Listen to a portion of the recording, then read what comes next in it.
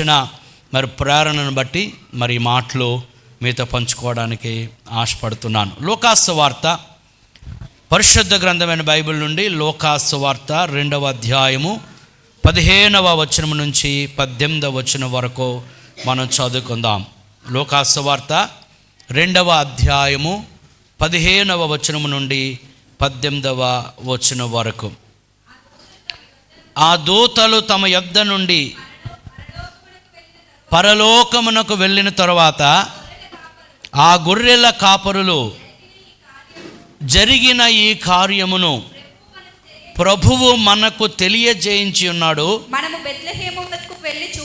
మనము బెత్లెహేము వరకు వెళ్ళి చూతము రెండని ఒకనితో ఒకడు చెప్పుకొని త్వరగా వెళ్ళి మరియను యోసేపును తొట్టిలో పండుకొని ఉన్న శిశువును చూచిరి.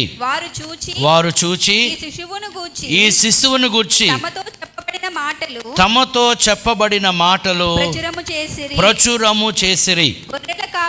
గొర్రెల కాపరులు తమతో చెప్పిన సంగతులను గూర్చి విన్నవారందరూ మిక్కిలి ఆశ్చర్యపడిరి. దేవుడి లేఖనాల్ని మన వినికిడిలో దీవించునుగాక. పిల్లలు, ఈ లేఖనాలు చదివిన వెంటనే మీకు ఆల్రెడీ అర్థమైపోయింది మనం ఏ సీజన్లోకి వచ్చాం. చలికాలంలోకి వచ్చామా? వింటర్ సీజన్ కాదు, క్రిస్మస్ సీజన్లోకి వచ్చాం. ఆల్రెడీ చాలా చోట్ల మరి అనేక క్రిస్మస్ క్యారల్స్ అని కార్యక్రమాలన్నీ జరుగుతూ ఉన్నాయి. సో ఈ లేఖన భాగాల గురించి మన కొన్ని విషయాలు ఈరోజు మనము ధ్యానం చేద్దాం. ముఖ్యంగా మరి గొర్రెల కాపరులు వారు ఒకరోజు వారు తమ మందను కాచుకుంటుండగా మరి అకస్మాత్తుగా వారెన్నడూ ఊహించలేదు, వారు ఎప్పుడూ కూడా ఒకవేళ అనుకొని ఉండరు.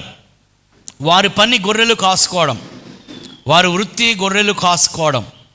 వారు ఆ పనిలో ఉండగా మరి ప్రభువు యొక్క దూత వారి యొద్దకు వచ్చి నిలిచెను. 9వ వచనంలో చూస్తాం. ప్రభువు దూత అనగా పరలోకము నుండి వచ్చిన దూత వారి ఎదుట నిలిచెను. ప్రభువు మహిమ వారు చుట్టూ ప్రకాశించినందున వారు మిక్కిలి భయపడి. సో ప్రభువు దూత ఎక్కడి నుంచి వచ్చారు? పరలోకము నుండి ఆ దూత వచ్చెను. ఆ మహిమ, ఆ వస్తువు వస్తుండగానే పరలోకములో ఉన్న మహిమను ఆ దూత భూమి మీదకు తీసుకువచ్చారు కదా.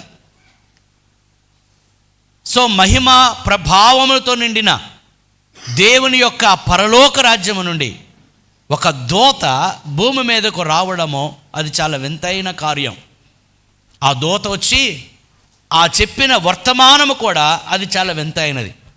ఇంతకుముందు ఎన్నడూ ఈ గొర్రెల కాపరులు విని ఉండకపోవచ్చు. వారికి చాలా న్యూస్ వస్తాయి, చాలా వార్తలు వారు వింటూ ఉంటారు కదా. రకరకాల గొర్రెలు కాసుకుంటున్న వారు, లేకపోతే ఆ శత్రువు, లేకపోతే తోడేలు వచ్చిందనో, లేకపోతే శత్రువు దాడి చేశాడో, లేకపోతే మరొకరు ఎవరో వచ్చి ఇలా చేస్తున్నారు, రకరకాల వార్తలు వింటున్న ఆ టైంలో ఒక అద్భుతమైన శుభవార్త ఆ గొర్రెల కాపరులకు దేవదూత ప్రకటించినట్లు చూస్తున్నాం. ఇది చాలా శుభవార్త. అందుకంటాడు 10వ వచనంలో, అయితే ఆ దూత భయపడకుడి, ఇదిగో ప్రజలందరికీ కలుగబోవు మహా సంతోషకరమైన సువర్తమానము నేను మీకు తెలియజేయుచున్నాను. ఇది చాలా సంతోషకరమైనది, మహా సంతోషకరమైన ఇది శుభవార్త.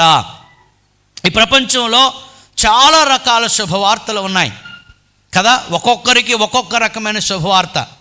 రోగులకు లేదా దీర్ఘకాలిక అనారోగ్యాలతో బాధపడే వారికి ఇదిగో పలానా చోట మంచి ట్రీట్మెంట్ దొరుకుతుంది, లేదా పలానా డాక్టర్ గారు మంచిగా చూస్తారు, వారు ఇచ్చే మెడిసిన్ ద్వారా వెంటనే మీ రోగం నయమైపోద్దంటే అది రోగులందరికీ కూడా అది శుభవార్త కదా. అలాగే రకరకాల ఏమంటామో ఆర్థిక ఇబ్బందులతో సతమతమవుతున్న వారికి వడ్డీ లేకుండా రుణాలు ఇస్తామని అంటే అది వారికి శుభవార్త కదా. లేకపోతే క్రిస్మస్ పండుగ వచ్చేస్తుంది, స్త్రీలకు ఒక చీర కొంటే 3 చీరలు ఫ్రీ అని అంటే అయ్యి బాబోయ్ ఖాళీ అయిపోదు, మొత్తం అంతా అక్కడే ఉంటారనమాట కదా. సో ఒక్కొక్కరికి ఒక్కొక్క రకమైన శుభవార్త. ఇక పిల్లలు ఎవరు కూడా ఫీజులు కట్టవసరం లేదు అని ఒకవేళ ప్రభుత్వం అనౌన్స్ చేస్తే చదువుకున్న వారికంటే వారి తల్లిదండ్రులకి చాలా అది గొప్ప శుభవార్త, అమ్మయ్య అని అనుకుంటాం కదా. అంటే ప్రపంచంలో చాలా రకాల శుభవార్తలు ఉన్నాయి. కానీ ఎన్ని శుభవార్తలు ఉన్నా అన్నిటికంటే గొప్ప శుభవార్త ఏంటంటే ఇది మహా సంతోషకరమైన శుభవార్త. అదేమనగా 11వ వచనంలో, దావీదు పట్టణమందు నేడు రక్షకుడు మీ కొరకు పుట్టి ఉన్నాడు. మీ కొరకు రక్షకుడు వచ్చాడు కదా. ఇవన్నీ కూడా ఏవైతే ఇంతవరకు మంచి అవన్నీ కూడా భౌతికమైనవి, భౌతికమైన దీవెనలు లేకపోతే భౌతికమైన విషయాలు అవన్నీ కూడా. కానీ ఇదిగో ఈ శుభవార్త అది భౌతికమైనది కాదు, ఇది ఆత్మ సంబంధమైనది. మీరందరూ రక్షణ పొందాలి ఎందుకంటాడు. ఇది ప్రజలందరికీ. ఇందాక మనం నేర్చుకున్నట్లు కొన్ని శుభవార్తలు కొంతమందికే కదా, కొన్ని శుభవార్తలు కొంతమందికే. రోగులకు ఒక శుభవార్త, వారికే, రోగులు లేని వాళ్ళకి అదేమి శుభవార్త కాదు, రోగులకే అది ఒక రకమైన శుభవార్త. లేదా ఇందాక మనం ఏదైతే మాట్లాడుకున్నామో రకరకాల ప్రజలకు రకరకాల శుభవార్త. కానీ ఈ శుభవార్త సమస్త ప్రజలకి. సమస్త ప్రజలంటే ఎవరు? ప్రపంచ దేశాల్లో ఉన్న ప్రతి మనిషికి కూడా శుభవార్త ఇది. ఇటువంటి శుభవార్త ప్రపంచంలో ఎక్కడ వినం మనం. ఏంటి ఆ శుభవార్త అంటే మీ కొరకు రక్షకుడు పుట్టి ఉన్నాడు. రక్షకుడు పుట్టి ఉన్నాడు. మిమ్మల్ని రక్షించేవాడు, మిమ్మల్ని విమోచించే ఒక గొప్ప ప్రభువు ఈ భూమి మీదకి వచ్చాడు. దీని స్తోత్రం కలుగును గాక. ఏ మెస్సయ్య కొరకు, ఏ క్రీస్తు కొరకు, ఏ ప్రభువు కొరకు, ఏ అభిషిక్తుని కొరకు ప్రజలు సంవత్సరాల తరబడి వేచి ఉన్నారో ఆ రక్షకుడు రానే వచ్చాడు. ఏదైతే ప్రవక్తలు ప్రవచనాలు చెప్పారో, ఎవరి గురించి అయితే ప్రవచనాలు చెప్పబడ్డాయో ఆ రక్షకుడు మీకోసం వచ్చాడు. ఇది శుభవార్త కదా. ఎందుకు అనంటే ప్రతి మనిషికి కూడా రక్షణ అవసరం. ప్రతి ఒక్కరూ రక్షణ పొందవలసి ఉన్నది. ఏంటి రక్షణ? నరకము నుండి తప్పించబడాలి, పాపముల నుండి తప్పించబడాలి, పాతాళము నుండి తప్పించబడాలి. ఇది రక్షణ కదా. ఇది ప్రజలందరికీ అవసరం. ఎందుకు అనంటే బైబిల్ చెప్తుంది ఏ భేదము లేదు, అందరూ పాపము చేసి దేవుడు అనుగ్రహించు మహిమను పొందలేకపోతున్నారు. అందరూ పాపం చేశారు భూమి మీద. రోమిలికి రాసిన పత్రికలో మనం చదువుతున్న నీతిమంతుడు లేడు, ఒక్కడును లేడు, అందరూ కూడా త్రోవ తప్పి ఏకముగా పనికి మాలిన వారైరు. అంటే అందరూ కూడా పాపం చేశారు. మరి పాపము చేసిన వారు అందరూ ఎక్కడికి వెళ్తున్నారు? మనుషులందరూ పాపం చేస్తున్నారు కదా. పాపం చేసిన వారు చచ్చిపోతే వారు ఎక్కడికి వెళ్తున్నారు? ఎప్పుడైనా ఆలోచించారా? మనుషులు ఇది ఆలోచన చేయాలి. ఏదో భూమి మీద కొంతకాలం బతికేస్తున్నాం. నరుని ఆయుష్ 60 సంవత్సరాలు లేదా 70 సంవత్సరాలు, అధిక బలం ఉంటే 80 సంవత్సరాలు, ఇంకా బలం ఉంటే మేబీ 90, ఇంకా బలం ఉంటే మేబీ 100. ఏవి తాకుండా ఏవి తినకుండా కదా, జాగ్రత్తగా ఇవన్నీ బాగా పాటిస్తే ఏమో 100 సంవత్సరాలు. గాని పోని 100 సంవత్సరాలు అయినా ఏదో ఒకరోజు ఆ మనిషి చనిపోతాడు. చూడండి, ఈరోజు మనుషులు కేవలము ఈ భూమి మీద ఉండే ఈ బతుకు కోసం ఆలోచిస్తున్నారు. కానీ ఇది కేవలం చాలా తాత్కాలికమైనదండి. It's very temporary life. అందుకే తిమోతికి రాసిన మొదటి పత్రిక 6వ అధ్యాయంలో అంటాడు, వాస్తవమైన జీవం ఒకటి ఉన్నది. ఇది అసలు సిసలైన జీవము, వాస్తవమైన జీవము. ఈ భూమి మీద ఉన్న భౌతిక జీవితము చాలా తాత్కాలికమైనది. It's very limited. కానీ మనం మరణించిన తర్వాత ఉంది చూడండి, అది శాశ్వతమైన జీవం, దానికి నిత్య జీవము అని కూడా మనం అనొచ్చు. యుగ యుగములు తరతరములు సృష్టికర్త అయిన దేవునితో, కుమారుడైన క్రీస్తుతో, పరిశుద్ధాత్మతో, దేవదూతలతో, పరిశుద్ధులతో మనందరము సహవాసం చేయబోతా ఉన్నాం. దానికి ఎండింగ్ లేదు. గమనించండి, ఈ భౌతికమైన జీవితానికి ఏమున్నది చెప్పండి? ముగింపు ఉన్నది. ముగింపు ఉన్నది. ఆ ముగింపు ఎప్పుడో మనకు తెలియదు కదా. ఈ మధ్యకాలంలో ఎక్కడ చూసినా భయంకరమైన యాక్సిడెంట్స్. పేపర్ తెరిస్తే చాలు లేదా యూట్యూబ్ ఆన్ చేస్తే చాలు, న్యూస్ ఛానల్ ఓపెన్ చేస్తే చాలు, పలానా చోట్ల బస్సు ప్రమాదానికి గురయ్యారు, ఆ బస్సులో ఉన్న వారందరూ కూడా మరణించారు. ఈ మధ్యకాలం ఒక న్యూస్ చూసినప్పుడు చాలా బాధ అనిపించింది. ఒకే కుటుంబంలో 3 అమ్మాయిలు, 3 అక్క చెల్లెళ్ళు ఒకే కుటుంబంలో. చూసారు ఎప్పుడైనా? వాళ్ళు ఎప్పుడైనా ఊహించి ఉంటారా? వాళ్ళు అనుకున్న రోజు మేము పెళ్ళికి వెళ్తున్నాం, లేకపోతే పెళ్ళి నుంచి వస్తున్నాం, మేము ఎంజాయ్ చేసాం అని అనుకునే లోపే ఏమైంది? ప్రమాదం జరిగింది. 3 అక్క చెల్లెళ్ళండి. Can you see the poster? ఆ న్యూస్ కానీ చూస్తే కన్నీరు కార్చకుండా ఉండలేము. ఆలోచన చేయండి, ఒకే ఇంట్లో 3 అక్క చెల్లెళ్ళు ఒకే సమయంలో చనిపోయారు. పిల్లరా, ఈ జీవితం అనేది శాశ్వతం కాదు. మనుషులు ఏమనుకుంటున్నారంటే కలకాలం భూమి మీద ఉండిపోతామో అని అనుకుంటున్నారు. కాదండి. We never know when we will die and when we have to leave this earth. ఈ భూమిని ఎప్పుడు విడిచిపెడతాం మనకు తెలియదు. అయితే మనం మరణించిన తర్వాత ఎక్కడికి వెళ్తాం ఎప్పుడైనా ఆలోచించారా? ఒకవేళ ఇంకా రక్షణ పొందిన వారు తప్పనిసరిగా ఆలోచించాలి. అయితే మనం మరణించిన తర్వాత ఏదైతే అసలు సెసలైన జీవితం ఉన్నదో ఆ నిత్య జీవమును ఇవ్వడానికి యేసుక్రీస్తు వారి లోకానికి వచ్చారు. దేవుని స్తోత్రం కలుగును గాక. అందుకే ఇది అందరికీ శుభవార్త, కొందరికి కాదు. ఎందుకంటే పాపము చేసిన ప్రతి ఒక్కరూ కూడా నిత్యము మండి అగ్నిగుండానికి వెళ్ళిపోతారు. అందుకంటాడు, పాతాళమునకు వారు దిగిపోవుదురు, దుష్టులను దేవుని మరచు జనులందరూ పాతాళమునకు దిగిపోదురు. పాతాళమునకు పాపము చేసిన వారందరూ కూడా నరకానికి పోతారు. అది యేసుక్రీస్తు వారు ఆ పాతాళము నుండి, ఆ నరకము నుండి తప్పించడానికి ఆయన లోకానికి వచ్చాడు. అందుకే ఆయన పేరు యేసు. యేసు అనగా రక్షకుడు అని అర్థం, రక్షించేవాడు. కేవలం భౌతికమైన ఆపద నుండి రక్షించేవారు కాదు. చూడు, ఎవరైనా మనం ఒకవేళ ఆపదలో ఉంటే, గోతులో పడిపోతే, లేకపోతే ఏదైనా ప్రమాదం జరిగితే ఎవరైనా వచ్చి మన చేయి పట్టుకొని మన పైకి లేవనెత్తితే ఏమంటే, అబ్బా నువ్వు వచ్చి నన్ను రక్షించావు. మరొక మాట అంటూ, దేవుళ్ళలాగా వచ్చి నువ్వు నన్ను రక్షించి. ఇవన్నీ కూడా తాత్కాలికమైన రక్షణలు. కానీ శాశ్వతమైన రక్షణ, పాపము నుండి రక్షణ, ఈ లోకము నుండి రక్షణ, పాతాళము నుండి నరకము నుండి రక్షణ ఇవ్వడానికే యేసుక్రీస్తు వారి లోకానికి ఆయన వచ్చారు. హల్లెలూయా. అంచేత రక్షకుడు అనే మాట ప్రపంచంలో ఎవ్వరికి చెందదండి, కేవలము యేసుక్రీస్తుకు మాత్రమే. హల్లెలూయా. ఈవెన్ గూగుల్లో కూడా సేవియర్ అని మీరు ఒకవేళ టైప్ చేస్తే వెంటనే వచ్చే మాట జీసస్ క్రైస్ట్. హల్లెలూయా. లేదా సాల్వేషన్ అనే మాట మీరు చూస్తే వెంటనే ఎవరిస్తారయ్యా సాల్వే. ఒకవేళ మీరు ట్రై చేయండి, హూ గివ్స్ సాల్వేషన్ అని ఒక టైప్ చేయండి, వెంటనే వస్తుంది మన ప్రభువు అయిన యేసుక్రీస్తు వారు. దీని స్తోత్రం కలుగును గాక. అంచేత ఈ భూమి మీద ఉన్న ప్రతి ఒక్కరు కూడా యేసు ప్రభుని రక్షకునిగా అంగీకరించాల్సిందే. యేసుక్రీస్తు వారు అందరికీ ప్రభువై ఉన్నాడు.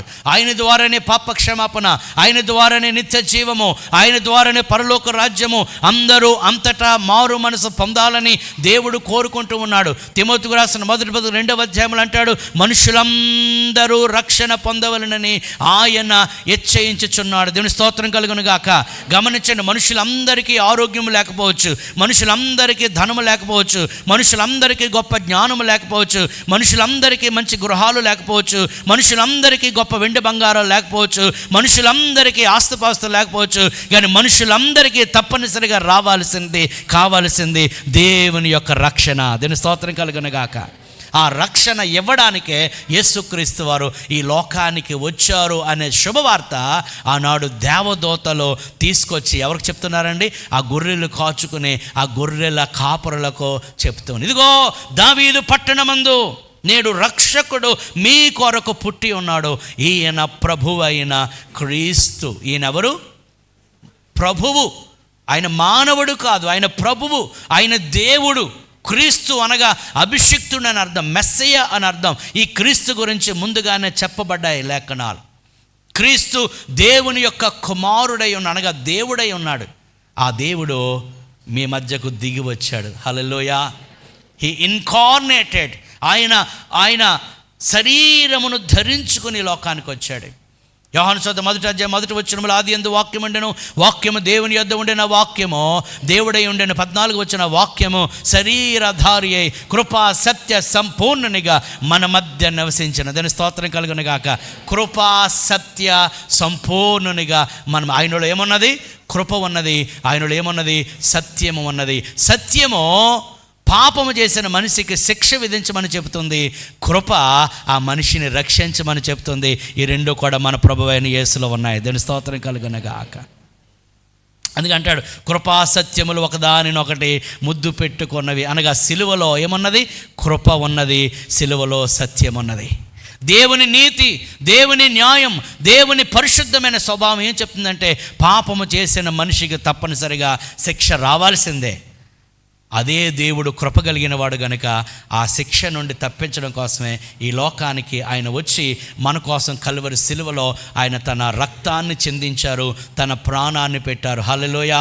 ఆయన రక్తము చిందించడం ద్వారా ఈరోజు సమస్త మానవాళికి పాప క్షమాపణ కలిగింది. మనం అనుభవించవలసిన శిక్ష ఆయన తన మీద వేసుకొని మనకు బదులు ఆయన కల్వరి సిలువలో మరణించి సమాధి చేయబడి 3వ దినమున ఆయన తిరిగి లేచి మరలా పరలోకానికి ఆయన ఆరోహణమయ్యాడు. ఎందుకు మరలా పరలోకానికి వెళ్ళాడంటే ఆయన అక్కడి నుండే వచ్చాడండి. దేవుని స్తోత్రం కలుగును గాక.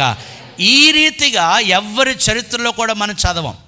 ఎందుకు యేసు ప్రభు దేవుడనే నమ్ముతాను అని అంటే, ఈ రీతిగా పరలోకము నుండి భూమి మీదకు వచ్చి ప్రజల పాపములకు రక్తం చిందించి ప్రాణం పెట్టిన వాడు యేసు ప్రభు తప్ప నాకు ఎవ్వరూ కనబడలేదు. అందుకే ఆయన రక్షకుడు, ఆయన ప్రభువు. దీని స్తోత్రం కలుగును గాక. అని చెప్పిలారా, ఆ రక్షకుని గూర్చిన వార్త ఆ దేవదూతలు ప్రకటించామాట. దావీదు పట్టణమందు నేడు రక్షకుడు మీ కొరకు పుట్టి ఉన్నాడు, ఈయన ప్రభువు అయిన క్రీస్తు. దానికి ఇదే మీకు ఆనవాలు, ఒక శిశువు పొత్తిగొడ్డలతో చుట్టబడి ఒక తొట్టిలో పండుకొని ఉండుట మీరు చూచెదరని వారితో చెప్పాను. ఎవరండి? శిశువు. యేసు ప్రభు అప్పటికి చాలా పసికందుగా శిశువుగా ఉన్నాడు. నిజానికి ఆయన శిశువు కాదు, ఆయన ఎవరు?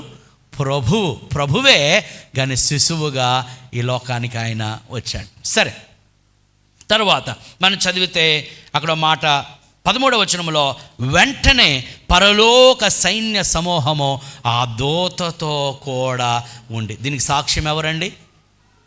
పరలోక సైన్య సమూహం. హల్లెలూయా.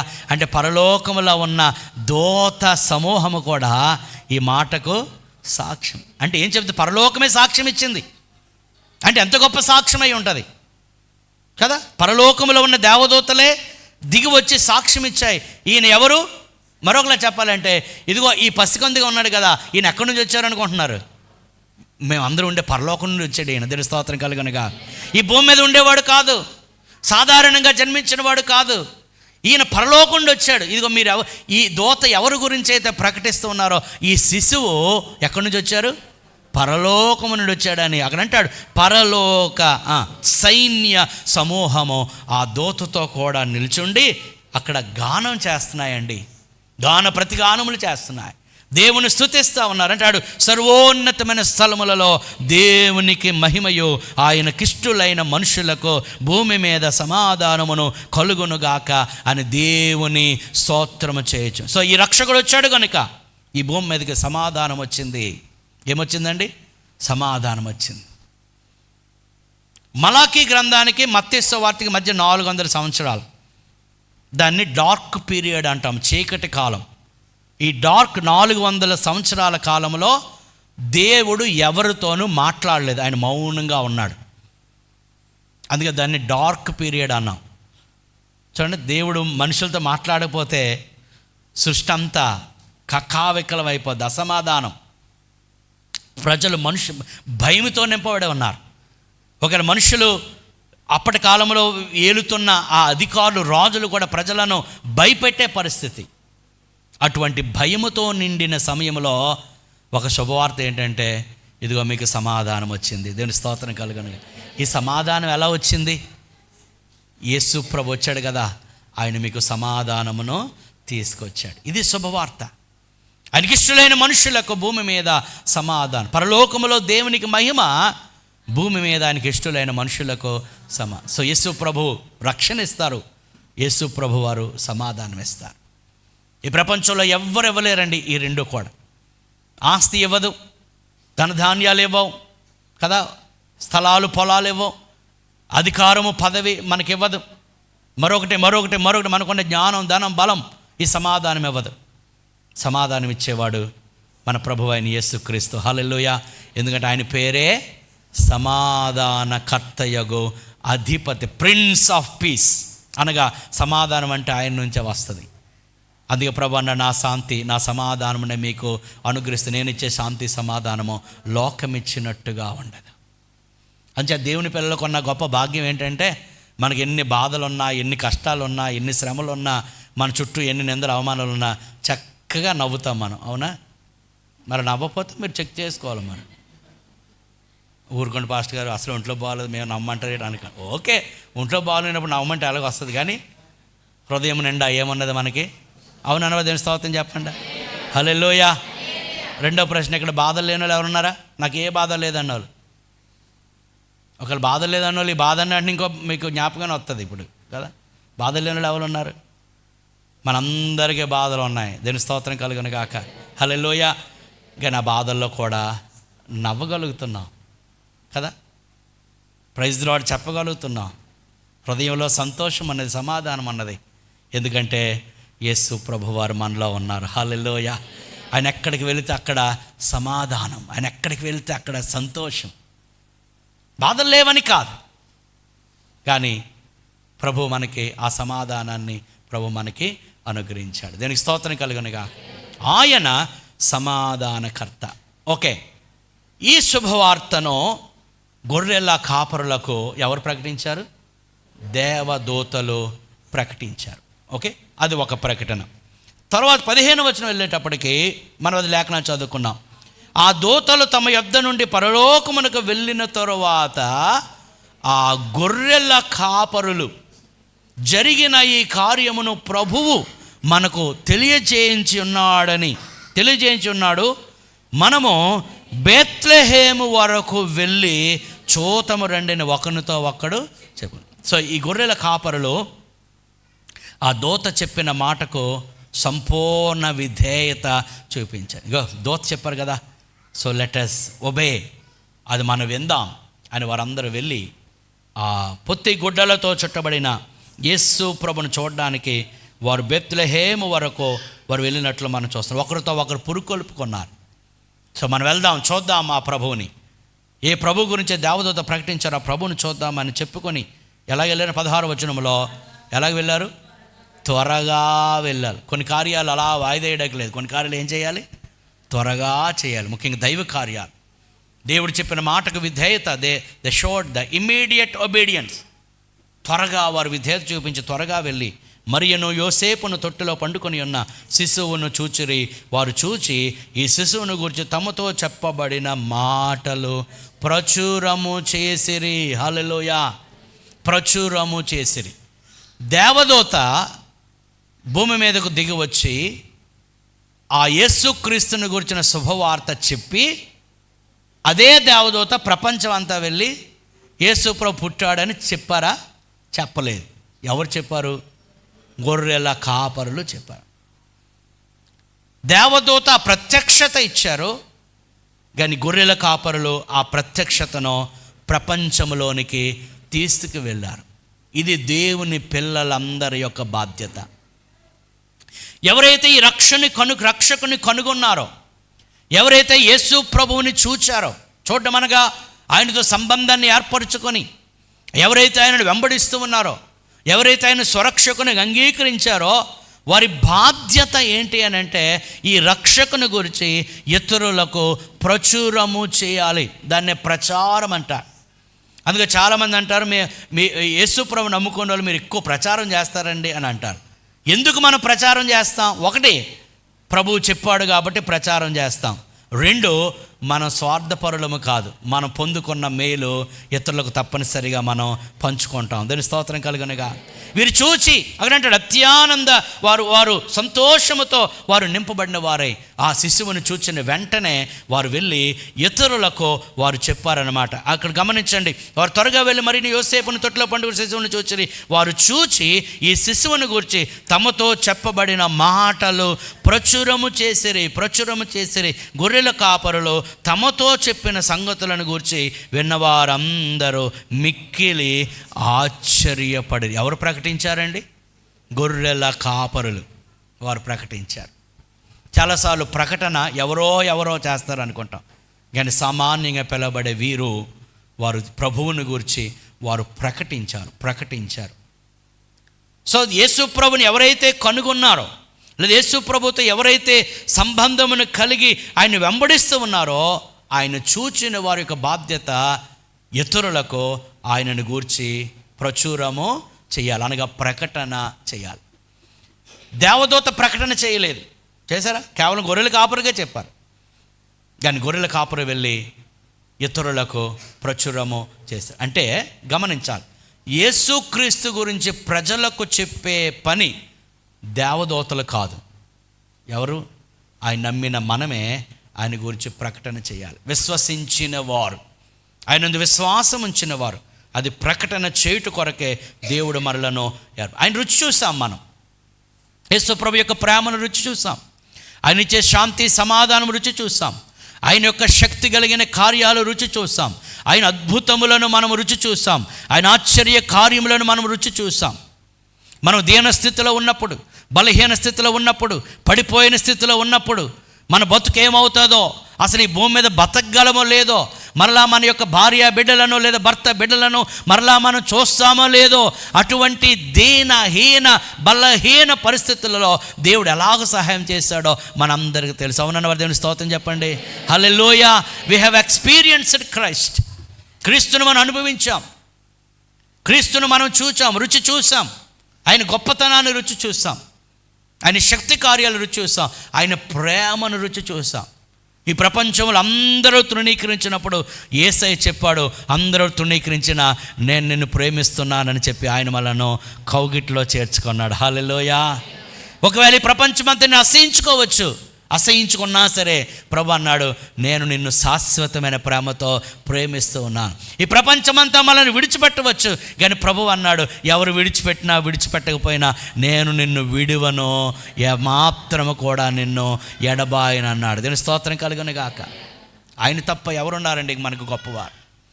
అటువంటి ఆయనను రుచి చూసిన మనము ఇతరులకు మనం ప్రకటన చేయాలి. అది మనందరి యొక్క బాధ్యత, అది మనందరి బాధ్యత. కీర్తనలు 96వ కీర్తన 2-3 వచనాల్లో మనం చదువుతాం, యెహోవా ఉత్తముడని రుచి చూసి. ఆ మాట చదువుదాం. 96వ కీర్తన, యెహోవా మీద క్రొత్త 96వ కీర్తన 2-3 వచనాలమ్మ. యెహోవా మీద ఆయన నామమును స్తుతించుడి, అనుదినము ఆయన రక్షణ సువార్త చూడండి, అనుదినము ఆయన రక్షణ సువార్తను ప్రకటించుడి. అన్యజనులలో ఆయన మహిమను ప్రచురించుడి, అన్యజనులలో ఆయన మహిమను ప్రచురించుడి. సమస్త జనములలో ఆయన ఆశ్చర్య కార్యములను ప్రచురించుడి. ఎక్కడండి? మనం ఆల్రెడీ ఆయన ఉత్తముడని గొప్పవాడని రుచి చూసాము. ఇప్పుడు ఎక్కడ ప్రకటించాలి? ఎక్కడ ప్రచురం చేయాలి? అన్యజనుల మధ్య. చూడండి, చాలాసార్లు మనం దేవుని గురించి ఎక్కడ ప్రకటన చేస్తాం? దేవుడు ఆ కార్యం చేశాడు, ఈ కార్యం చేశాడని, దేవుడు దీవించాడు, ఎస్, దేవుడు స్వస్థపరిచాడు, ఎస్, మనందరం చెప్తాం. కానీ అక్కడ ఏమంటున్నాడంటే, ఇక్కడ మాత్రమే కాదు, ఎక్కడ అన్యజనుల మధ్య. అన్యజనుల ఎందుకు? అది ప్రభువు మనకిచ్చిన గొప్ప పని. అన్యజనుల మధ్య ప్రకటించాలి.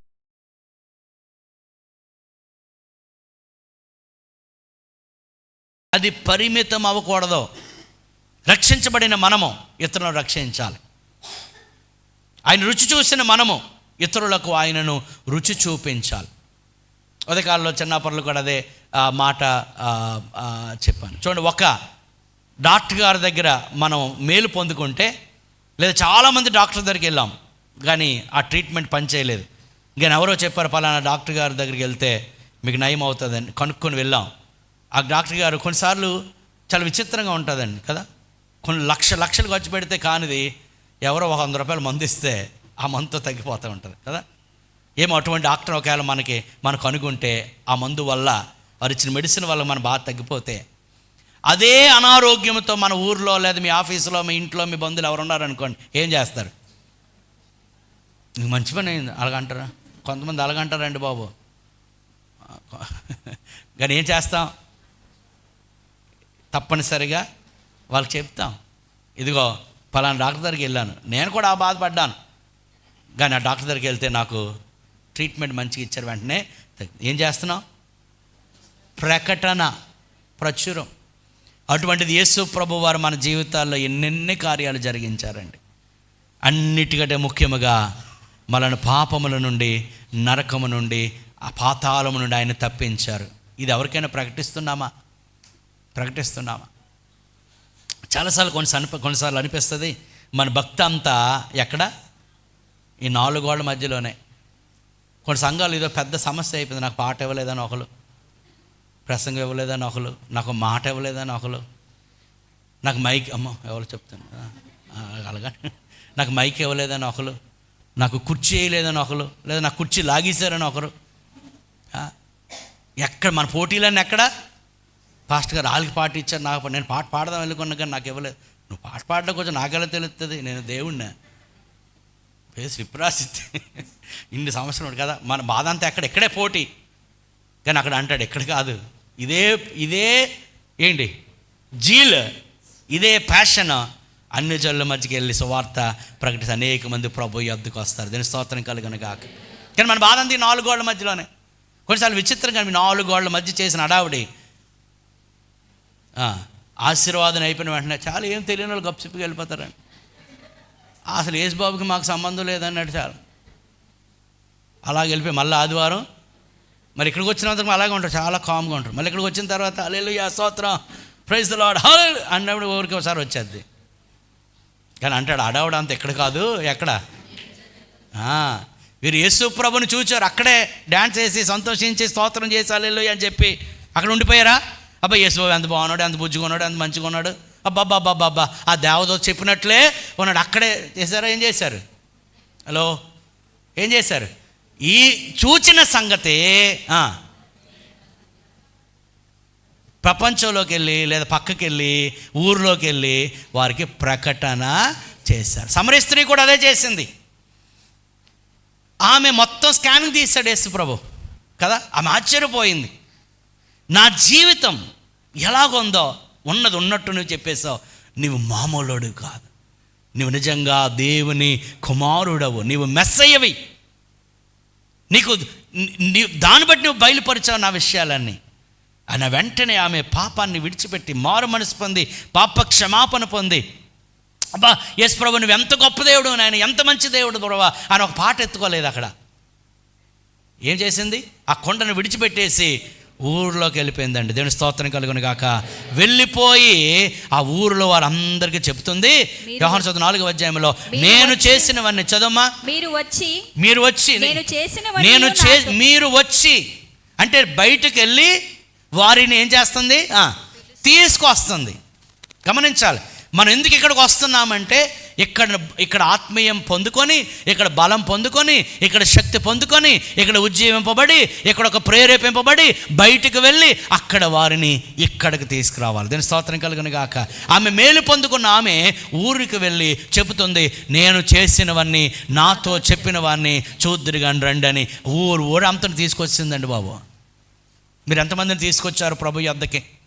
కొన్నిసార్లు అంటాం నేను 40 years క్రిస్టియన్ అండి. బా ఎంతమంది తీసుకొచ్చారండి? నేను ఎవరు నా వల్ల కాకపోతే 3 వెళ్ళిపోయారండి. అయ్యి బాబాయ్ కొంతమంది తీసుకురారు, బయటికి పంపించేస్తూ ఉంటారు. అలా కాదు. ఎంతమంది తీసుకొచ్చాం ప్రభు యొద్దకి? నేను అంటాను నిజముగా యేసు ప్రభు రుచి చూసిన వారు, నిజంగా ఆయన దర్శనం పొందుకున్నవారు, నిజంగా ఆయన స్వరం విన్నవారు, నిజంగా ఆయనతో మంచి సంబంధం కలిగిన వారు తప్పనిసరిగా ఇతరులను ప్రభు యొద్దకి తీసుకొస్తారండి. ప్రచురము చేస్తారు, ప్రకటన చేస్తారు. ఆ సమరయ స్త్రీ వెళ్ళి ఊరంతటిని తీసుకొచ్చి యేసు ప్రభుకి వారిని ఏం చేసింది? పరిచయం చేసింది. దాని స్తోత్రం కలుగును గాక. హల్లెలూయా. పిల్లరా, చూచిన మనం, ఆయనను అనుభవించిన మనకు ఒక బాధ్యత ఉన్నది. ఆయన గురించి ప్రకటన చేయాలి, ప్రచురం చేయాలి.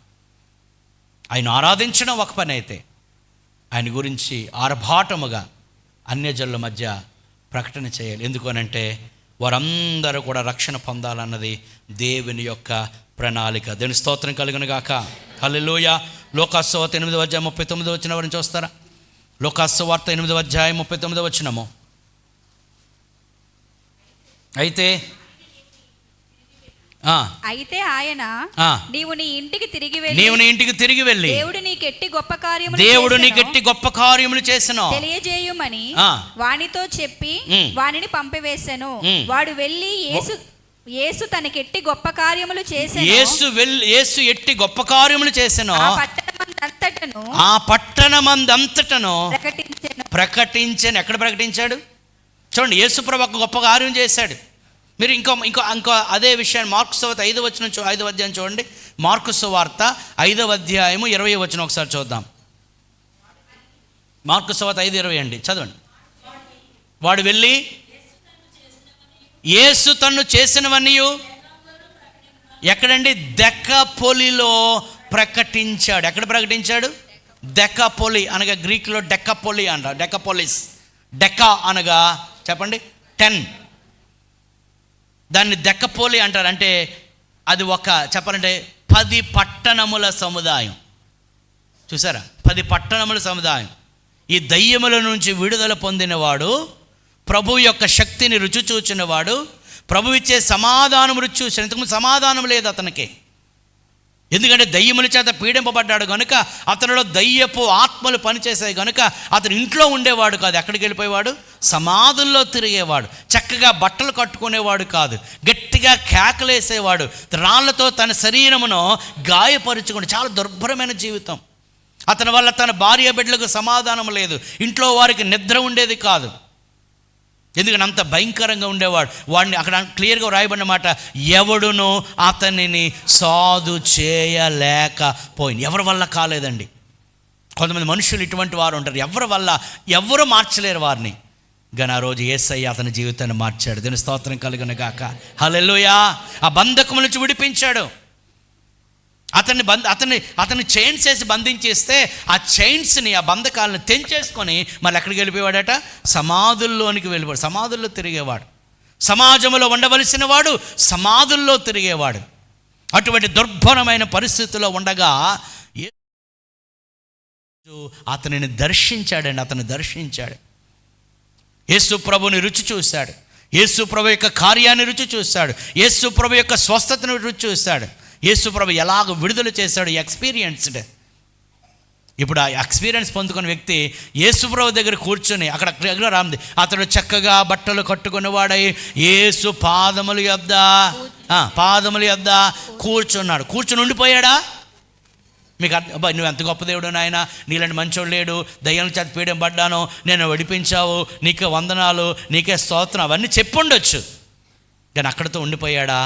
అక్కడి నుంచి లేచి వెళ్ళి చెప్పండి ఎన్ని పట్టణాలు? 10 పట్టణములలో ప్రభువు గురించి ప్రకటన చేశాడు. దీని స్తోత్రం కలుగనగా. ప్రియ దేవుని పిల్లలంగా కేవలం 4 గోళ్ల మధ్యలో దేవుని ఆరాధించడం కాదు, దేవుని స్తుతించడం మాత్రమే కాదు. Yes, we have to worship the lord. దేవుడు చేసిన కార్యాలు బట్టి దేవుని స్తుతించాలి, ఆరాధించాలి, దేవుని మహింపరచాలి, దేవుని ఆత్మచేత నింపబడాలి, సహవాసంగా కూడుకోవాలి. మనం అందరం కలిసి దేవుని ఆరాధిస్తుండగా, దేవుని స్తుతిస్తుండగా, ఆనాడు పెంతెకోస్తు దినమందు దేవుని ఆత్మ ఎలాగైతే కుమ్మరించబడ్డారో మనందరి మీదకు దేవుని ఆత్మ వస్తుంది. మనము దేవుని యొక్క శక్తిని పొందుకుంటాం. కానీ ఆ శక్తిని పొందుకున్న మనము బయటకు వెళ్ళి ఆ ప్రభువు గురించి ఏం చేయాలి? ప్రకటన చేయాలి. మరలా చెప్తున్నా, మన భక్తి అంతా ఎక్కడికి పరిమితం కాకూడదు?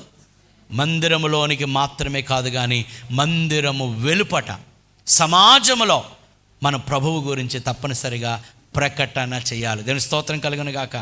హల్లెలూయా.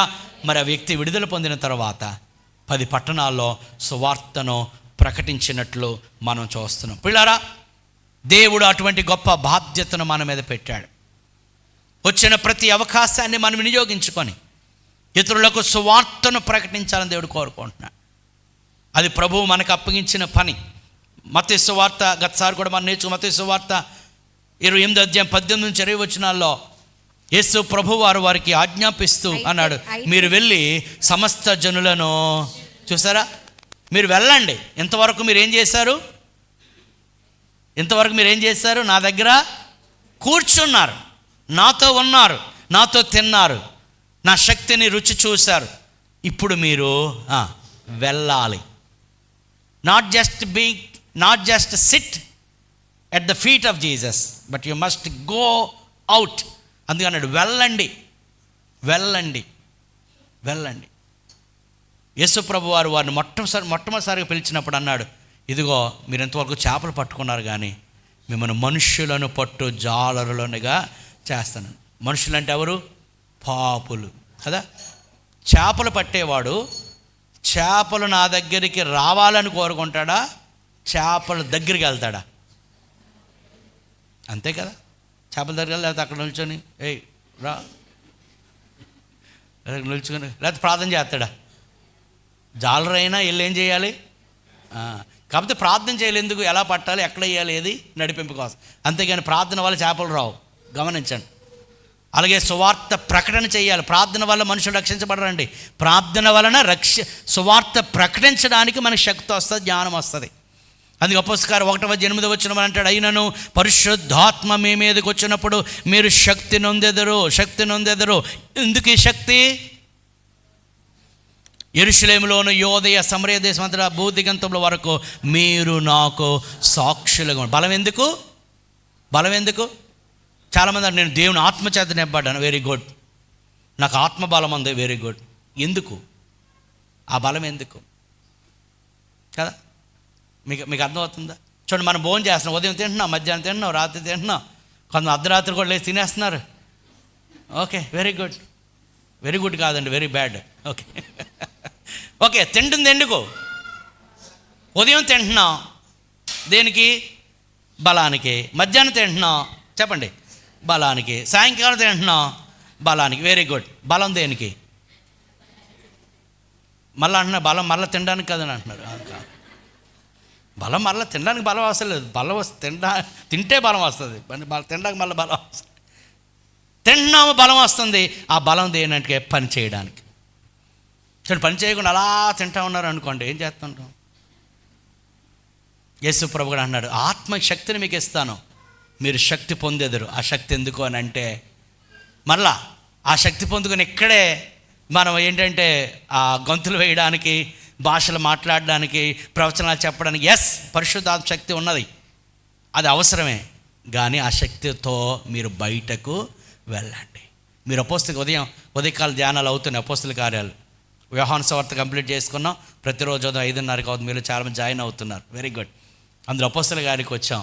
అక్కడ మీరు గమనిస్తే 28 అధ్యాయాలు కూడా చూస్తే యెరూషలేములో ప్రారంభమైన సువార్త రోమా పట్టణానికి వెళ్ళిపోయింది. దేవుని స్తోత్రం కలుగును గాక. ఎవరు తీసుకెళ్లారు? అక్కడ 4వ అధ్యాయాన్ని చూస్తాం, విద్య లేని పామరులు, అపోస్తలు. అందుకే అపోస్తల్ని అన్ఎడ్యుకేటెడ్ అపోస్టల్స్ అన్నారు. కొన్నిసార్లు విద్య లేని వారిని తక్కువగా చూస్తారు, కానీ గమనించిన పిల్లారా, ఆ విద్య లేని అపోస్తలుల ద్వారానే ప్రపంచం తలకిందులైపోయింది. దేవుని స్తోత్రం కలుగునుగా. నీకు ప్రకటించాలని ఆశ ఉన్నప్పుడు దేవుడు బలహీనుడు అయినా కానీ తన ఆత్మశక్తి ఇచ్చి నిన్ను బలపరిచి ఆయన నీ ద్వారా ప్రకటించ. అందుకంటే సమస్త జనులను మీరు వెళ్ళండి, సమస్త జనులను శిష్యులుగా. ఇది మనకు దేవుడు అప్పగించిన పని. తండ్రి యొక్క కుమారుని యొక్క పరిశుద్ధాత్మనామంలో మీరు వారికి బాప్తిస్మం ఇచ్చుచు నేను ఏ సంగతులను మీకు ఆజ్ఞాపించానో వాటన్నిటిని గైకొన వల్లని మీరు వారికి బోధించండి. మార్కు 16:15 అంటాడు, మీరు సర్వలోకమునకు వెళ్ళి సర్వ సృష్టికి సువార్తను ప్రకటించండి. ఆ యొక్క గొర్రెల కాపర్లు ఏం చేశారు? ప్రకటించారు. సమరయ స్త్రీ ఏం చేసింది? ప్రకటించింది. ఆ దెయ్యం నుంచి విడుదల పొందిన వాడు ఏం చేశాడు? ప్రకటించాడు. ఈ విద్య లేని పామరులను అపోస్తలులు ఏం చేశారు? ప్రకటించారు. మరి మనం ఏం చేస్తున్నాం? ప్రకటించాలి, అంతే. మన ద్వారా అనేక మంది పిల్లారా ప్రభువు యొద్దకు రావాలి. చాలాసార్లు మనం ప్రార్థన చేస్తాం, ప్రభువా మా దేశం అంతటిని రక్షించేయండి అని. కానీ ప్రార్థన ద్వారా దేశంలో ప్రజలు రక్షింపబడరు, కేవలం సువార్త ప్రకటన ద్వారా రక్షింపబడి. ఈ మాట అందరూ గమనించాలండి. కొన్నిసార్లు అంటాం, నేను ప్రార్థన చేస్తున్నానండి వారు రక్షణ పొందాలని. Very good. కానీ ప్రార్థన ద్వారా మాత్రమే వారు రక్షణ పొందరు, వారికి తప్పనిసరిగా సువార్తను ప్రకటించాలి. ఒకవేళ కేవలం ప్రార్థన ద్వారానే మనుషులందరూ రక్షణ పొందితే 16-15 ఏం రాయి ఉండాలి? మీరు చెప్పండి. 16:15 సర్వలోకంలో ఉన్న ప్రజలందరూ రక్షణ పొందవలనని మీరు ప్రార్థన చేయండి. మీకు అర్థం అని రాయాలి, అలా లేదు అక్కడ. సర్వలోకమునకు వెళ్ళి సువార్తను ప్రకటించండి. ప్రార్థన ఎందుకు? అనుకూల పరిస్థితుల కొరకు. ప్రార్థన ఎందుకు? ప్రకటించడానికి తగిన జ్ఞానము కొరకు. ప్రార్థన ఎందుకు? ప్రకటించడానికి తగిన శక్తి కొరకు. హల్లెలూయా. కానీ ఒక వ్యక్తి రక్షణ పొందాలంటే ఎవరో ఒకరు సువార్త ప్రకటించాలి. ఓకే, మీ అందరికీ ఒక ప్రశ్న. ఇక్కడ కూర్చున్న వారిలో అండ్ ముఖ్యంగా అంటే క్రిస్టియన్ ఫ్యామిలీస్ నుంచి ఒకరు పుట్టిన వారు కాకుండా అన్ని జనుల్లో నుంచి రక్షణ పొందారు. మీలో ఎంతమంది టీవీలో వాక్యం చూసి రక్షణ పొందారు? చేయబోగతండి. టీవీలో వాక్యం చూసి రక్షణ పొందినవారు. ఓకే, న్యూస్ పేపర్ లేదా ఏమంటాం ప్యాంప్లెట్ కరపత్రికలు చూసి రక్షణ పొందిన వారు ఎంతమంది అని చెప్పారు? కరపత్రికలు చదివి రక్షణ పొందారో లేదు కొంత చదవలేదు. ఓకే, ఆ డౌట్ వచ్చేస్తుంది అనమాట. లేదు రండి పొందారు. ఓకే, లేకపోతే రేడియో, ఎంతమంది రేడియోలో ఉండేవి విశ్వవాణి కార్యక్రమం అది కదా. ఓకే, రేడియోలో వర్తమానం విని సువార్త విని రక్షణ పొందిన వాళ్ళు ఎంతమంది ఉన్నారు? ఓకే, అమ్మగారు ఉన్నారు, మా అత్తమ్మగారు ఉన్నారు. వెరీ గుడ్ ఉన్నారు. ఇంకేమున్నాయి? లేదా బుక్స్, కొన్ని సువార్త బుక్స్ చదివి రక్షణ పొందిన ఎంతమంది ఉన్నారు? బుక్స్ చదువుతుండగా. ఓకే, బైబిల్ చదివి రక్షణ పొందిన అంటే బైబిల్ డైరెక్ట్ ఫస్ట్ టైం మీరు బైబిల్ చదివారు, అప్పుడు రక్షణ పొందారు. మీరు యేసుప్రభువుని తెలుసుకున్నారు, వెంటనే ఆ ఊర్లోని పాస్టర్ గారి దగ్గరికి వెళ్ళారు, మాకు బాప్తిసం ఇవ్వండి అని చెప్పారు. ఓకే, గుడ్, ఒకరు ఉన్నారు. ఎంతమంది మీలో ఎవరో ఒకరు సువార్త ప్రకటిస్తే అప్పుడు రక్షణ పొందారు? వాళ్ళు చేయబోయేతండి. చూసారు ఎంతమంది ఉన్నారు? అవునా కాదా? అంచేత నీవు ప్రకటించకుండా ఎవరు రక్షణ పొందరు. నీ బంధువుల కోసం నువ్వు ప్రార్థన చేయొచ్చు, బట్ ఓపెన్ యువర్ మౌత్. నీ నోరు తెరచి వారికి సువార్తను ప్రకటించాలి, యేసు రక్షకుడని ప్రకటించాలి. ఒకవేళ కొర్నేలి తన బంధువులు తన ఇంటి వారు అందరూ రక్షణ పొందాలని కొర్నేలికి ఆశ ఉంటే వెంటనే ఎప్పట్లాగే అక్కడ మోకరించి ఏం చేసి ఉండేవాడు చెప్పండి? ఏం చేసి ఉండేవాడు? ప్రార్థన చేసి ఉండేవాడు. కానీ అక్కడ ఏం చేశాడు? తన ఇంటి వారిని, బంధువులందరినీ పిలిపించి, పేతురుగానే దైవజనుడిని పిలిపించి వారందరికీ సువార్త వినిపించాడు. ఆ రోజే వారందరూ రక్షణ పొందారు. దీని స్తోత్రం కలుగునుగా. గమనించండి ప్రియులారా, నీవు ప్రకటించకుండా నీ బంధువులు కానీ స్నేహితులు కానీ నీ ఊర్లో ఉన్నవారు ఎవరు రక్షణ పొందరు. ప్రార్థన వలన మాత్రమే, ప్రార్థన వల్ల కార్యాలు జరుగుతాయి, కానీ ప్రార్థన వలన మాత్రమే రక్షణ కాదు. కానీ సువార్త ప్రకటన అన్నాడు కదా, సర్వలోకానికి వెళ్ళి సర్వ సృష్టికి సువార్తను ప్రకటించండి, నమ్మి బాప్తిసం పొందినవాడు రక్షింపబడును. అంటే ఇతరులు రక్షణ పొందాలి అని అంటే నువ్వు తప్పనిసరిగా సువార్తను ప్రకటన. ఎందుకనగా సువార్తలో శక్తి ఉన్నదండి. అది అపోస్తలుడైన పౌలు అంటాడు, సిలువను గూర్చిన వార్త నశించుచున్న వారికి వెర్రితనము కానీ రక్షించబడుచున్న మనకు దేవుని శక్తి. హల్లెలూయా. ప్రకటించుచున్న మనం బలహీనులమే, కానీ మన నోటి నుంచి వస్తా చూడండి సువార్త. అందులో ఏమన్నది? Power. The gospel it self has the power to transform the people. ఆ సువార్తలోనే శక్తి ఉన్నదండి. ఎందుకు అనంటే ఇది మన మాట కాదు. ఎవరి మాట? దేవుని మాట. దాని స్తోత్రం కలుగునుగాక. ఆ సువార్త ప్రకటిస్తుండగానే దేవుడు కార్యం చేస్తాడు. పేతురు ఆ సువార్తను ప్రకటించగా 3,000 మంది ఆ రోజే అప్పుడే మారు మనసు పొంది రక్షణ పొంది వెంటనే ఏం తీసుకున్నారు? ఎప్పుడు? అప్పుడే. పౌలు శీలలు బంధించబడినప్పుడు సువార్త ప్రకటించి చెరసాల నాయకుడు ప్రకటించిన వెంటనే ఆ చెరసాల నాయకుడు ఎప్పుడు? వెంటనే అంటే ఇంకా రాత్రే కొంతమంది పాస్టర్ గారు రాత్రులు బాప్తిసం ఇవ్వచ్చాను, వీళ్ళు 16 అధ్యాయం చదువు అపోస్తలుల కార్యం. మనకి ఎన్ని డౌట్లో, పాస్టర్ గారిని రాత్రులు బాప్తిసం ఇవ్వచ్చండి. మనకి పగలో రాత్రి, దేవునికి పగలో రాత్రి, అర్ధరాత్రి అయినా బాప్తిసం ఇచ్చివచ్చు. కొంతమంది మనకి ఎలా డౌట్లు, అసలైన డౌట్లు రావు మనకి. పాస్టర్ గారు అండి అలాగే రావచ్చండి దేవుని సందుకి. మరి రావచ్చమ్మా, ఎలాగైనా రావచ్చు, ఎప్పుడైనా రావచ్చు. ఓకే, రాత్రికి రాత్రే చెరసాల నాయకుడు తన కుటుంబము. Okay, point. రక్షణ ఎలా పొందారు? వారు సువార్త. రోమిలకు రాసిన పత్రిక వెళ్దామండి. 10వ అధ్యాయం 13, 14, 15 వచనాలు. రోమిలకు రాసిన పత్రిక. ఎందుకనగా ప్రభువు నామమును బట్టి ప్రార్థన చేయవాడెవడో వాడు రక్షింపబడును. చూడండి, ఒక వ్యక్తి ప్రభువుకి ప్రార్థన చేయాలన్నా అతనికి ప్రార్థన చేస్తే రక్షణ వస్తుంది. కానీ ఆ వ్యక్తి ప్రార్థన చేయాలన్నా అంటాడు, వారు విశ్వసింపని వారికి వారు ఇట్లు ప్రార్థన చేయుదురు, వినని వాణ్ణి వారు ఇట్లు విశ్వసిస్తారు. ప్రకటించువాడు లేకుండా వారు ఇట్లు వింటారు. ప్రకటించువారు పంపబడని ఎడల ఎట్లు ప్రకటించుదురు? ఇందు విషయమై చూడండి, ఉత్తమమైన వాటిని గూర్చిన సువార్త ప్రకటించు వారి పాదములు ఎంతో సుందరమైనవని వ్రాయబడను. దేని స్తోత్రం కలుగును గాక. ఎవరి పాదాలటండి సుందరమైనవి? ఉత్తమమైన వాటి అనగా సువార్తను ప్రకటించే పాదాలు. ఓకే, చూద్దాం 13 ప్రభువు నామమును బట్టి ప్రార్థన చేయవాడెవడో రక్షింపబడును. కానీ అతడు రక్షణ పొందాలంటే ఎవరిని విశ్వసించాలో తెలియాలి కదా అంటాడు. విశ్వసింపని వానికి ఎట్లు ప్రార్థన చేస్తారు? ఓకే, అతడు విశ్వసించాలంటే వినాలి కదా. ఓకే, వినాలి అంటే ఎవరో ఒకరు ప్రకటించాలి కదా. ప్రకటించాలంటే పంపబడాలి కదా. ఆల్రెడీ ప్రభువు మనందరినీ పంపించాడు. అక్కడితో ఆగిపోయింది, అంతే. పంపించాడు, ఆగిపోయాం. ఇప్పుడు రివర్స్లో వద్దాం. పంపించబడిన మనము ఏం చేయాలి?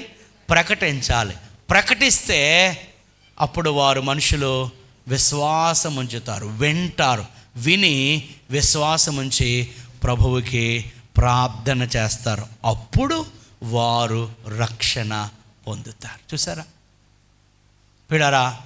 The most neglected commandment of God in the క్రిస్టియన్డమ్ is preaching the gospel. మరలా సువార్త ప్రకటన అంటే ఏదో గుంపుగా వెళ్ళి మైక్ పట్టుకుని వెళ్ళి, లేకపోతే రిక్షాకు మైక్ పట్టుకుని వెళ్ళి, లేదా ఆటో మీద వెళ్ళి పలానూరు వెళ్ళిపోయి అక్కడ వెళ్ళిపోయి ఎక్కడికి వెళ్ళిపోయి సువార్త ప్రకటించామంటే అది ప్రకటించొద్దు అంటలేదు. అది మాత్రమే సువార్త కాదు. దానికన్నా most powerful evangelism tool is personal evangelism. నీకు ఒక వ్యక్తితో సంబంధం. అందుకే మనం ఈ బుక్లెట్స్ నేర్చుకుంటున్నాం. అందులో కల్టివేటింగ్ ద ఆపర్చునిటీస్ అనే ఒక లెసన్లో మనం నేర్చుకున్నాం. మన అవకాశాలు మనం ఏం చేయాలి? కల్పించుకోవాలి. మన చుట్టుపక్కల ఉన్న బంధువుల్ని, మన స్నేహితులను, మన అన్నదమ్ములను, మన అక్క చెల్లెండ్లను, మన సహోద్యోగులను, మన ఇరుగు పొరుగు వారిని, మన యొక్క పై అధికారులను, లేదా మన తోటి పనివారు, లేదా మన క్రింద పనిచేసేవారు, వీరందరికీ విడిచిపెట్టేసి మనం అనుకుంటున్నాం ఎక్కడికో వెళ్ళి ఏం చేయాలి? సో మరి వీళ్ళందరికీ అది ఎలాగ ఉందంటే, మన ప్రక్కన ఉన్నవాడికి భోజనం పెట్టడం లేదు, వాళ్ళు అక్కడికి వెళ్ళి 100 బిర్యానీ ప్యాకెట్లు పంచుతాం. ఈడేమో అలాగే చూస్తున్నాడు. మీకు పాయింట్ అర్థమైందా లేదా? గమనించండి. దేవుడు ఇంకా చెప్పాలంటే ఎక్కడో ఉన్నవారి గురించి నీకు లెక్క అప్పగించరు, లెక్క అడగడు. నీ ప్రక్కన ఉన్న వారి గురించి నీకు లెక్క అడగదు. ఎందుకు? రోజు వారితో మాట్లాడుతున్నావు, రోజు వారితో తింటున్నావు, రోజు వారితో ప్రయాణం చేస్తున్నావు, రోజు వారితో షేక్ హ్యాండ్ ఇస్తున్నావు. అయినా ఒక్కరోజు కూడా వారికి నోరు తెరచి నువ్వు సువార్త ప్రకటించలే. ఒకవేళ నరకమునకు వెళ్ళిపోయిన వారిని దేవుడు అడిగితే, బాబో నువ్వెందుకు నరకానికి వెళ్ళిపోయావు, అమ్మా ఎందుకు నరకానికి వచ్చావని దేవుడు అడిగితే, ఆమె లేదా అతడు నరకం నుండి చెప్పకూడదు, ఇదిగో పలానా క్రైస్తవుడు నాకు ఫ్రెండే, కానీ ఇన్ని సంవత్సరాలు నాతో ఫ్రెండ్షిప్ చేశాడు, కానీ ఫ్రెండ్షిప్ చేసింది కానీ ఒక్కరోజు కూడా యేసు ప్రభువు గురించి చెప్పలేదు అని మన మీద ఏం చేయకూడదు? కంప్లైంట్ చేయకూడదు. పిల్లరా, నీవు నేను సువార్త ప్రకటించాల్సిన అవసరం ఉన్నది. అందుకే మనలను రాయబారుడని పిలిచాడు. అందుకే మనలను క్రీస్తుకు సాక్షులమని దేవుడు మనం పిలిచాడు. కానీ పేరు బాగుంది, సాక్షులం. కానీ ఎంతమంది సాక్ష్యం ఇస్తున్నాం? ఎంతమందికి సాక్ష్యం ఇస్తున్నాం? అంటాడు, వినిన కనిన సంగతులను గూర్చి ఎవరికి?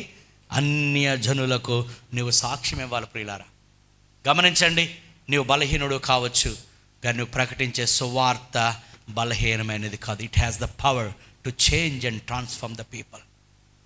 ప్రజలను మారుస్తుందండి.